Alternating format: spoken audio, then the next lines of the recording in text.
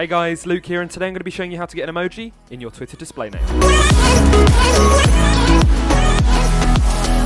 So on my video, how to get a blank invisible no name on Twitter in 2018, I got a comment that read this. Please make a video explaining how to place this icon next to your name on Twitter.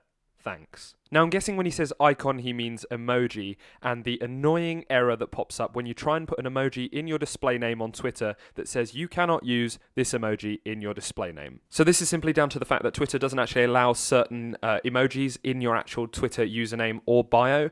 They've only got a set number of emojis that they will actually allow you to use, and the emoji that the specific user that commented on that video asked for isn't actually available as one of the emojis that you can use within your Twitter name, but you have got the red version here rather than the blue version, so you could use that one instead in order to answer his question there. But if you go to this website, www.emojibase.com/emojis-on-Twitter, it shows you all of the emojis that will actually work within your Twitter name and bio. So here is a grid list of all of the emojis that you can use within your display name on Twitter. Now, in my opinion, there's more than enough emojis here to choose a relevant one to put in your Twitter name or bio. And to be honest, I'd only recommend it if it really relates to your Twitter's content, or if obviously you want it to look cool.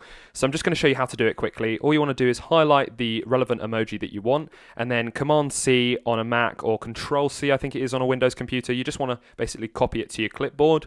Then you want to go over to Twitter and load up your profile page here and click on Edit Profile.